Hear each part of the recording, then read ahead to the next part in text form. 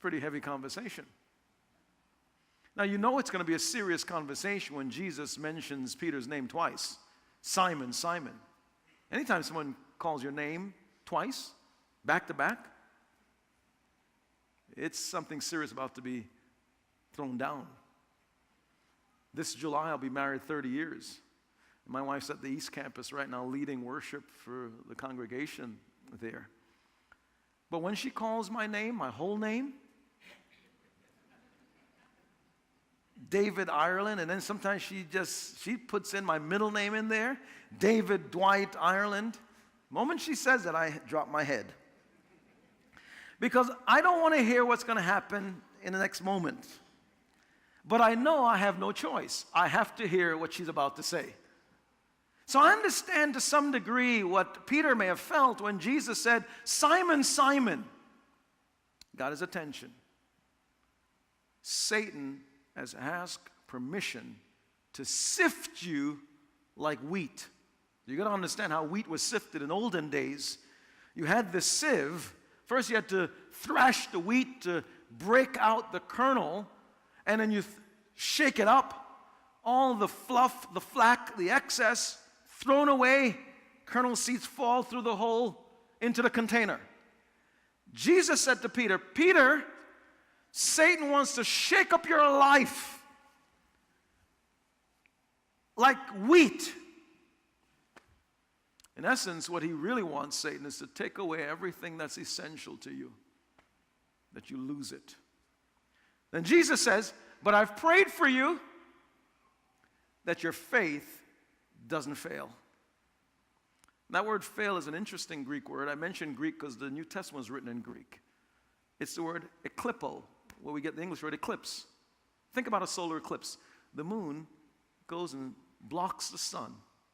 So from us, the vantage point on earth, the sky gets dark.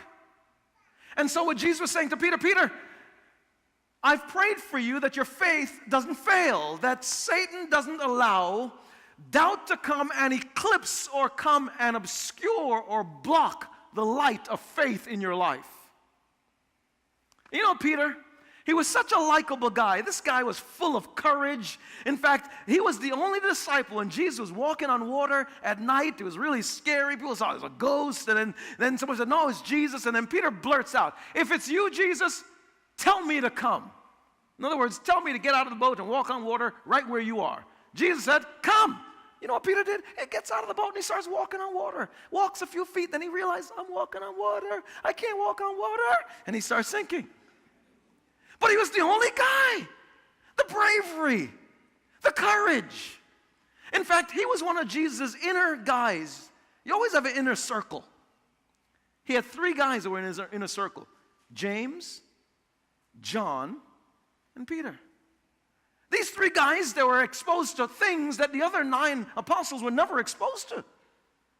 And Jesus, he says to Peter in front of all the other guys, Simon, Simon, Satan has desired to sift you as wheat, but I've prayed for you that your faith doesn't fail.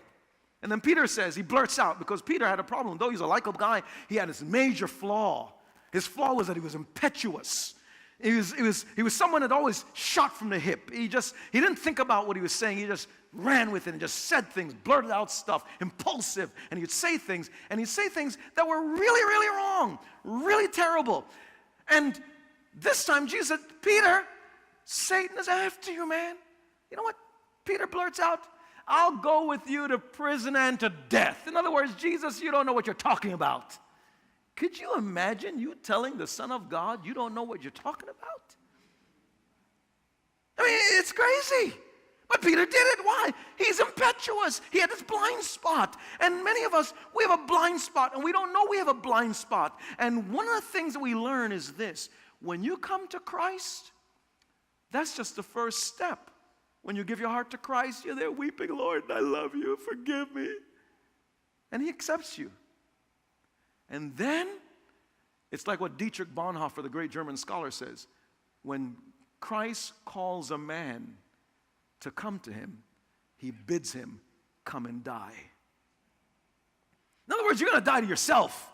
There's a lot of stuff inside of you that you don't know is junk, that's not acceptable to me. And so you're going to go through what's called ongoing spiritual formation, a shaping, molding. And Peter had some junk in him. You know, one of the junk was he shot from the hip. He's impulsive. He's just erratic. And he says things. He blurts out things. And Jesus was saying to Peter, Peter, you got to understand the self-emptied life and what it means to surrender that stuff to me. And Peter was not getting it. For 3.5 years, Jesus trying to straighten out Peter in that area because Peter was critical to the foundation of the church.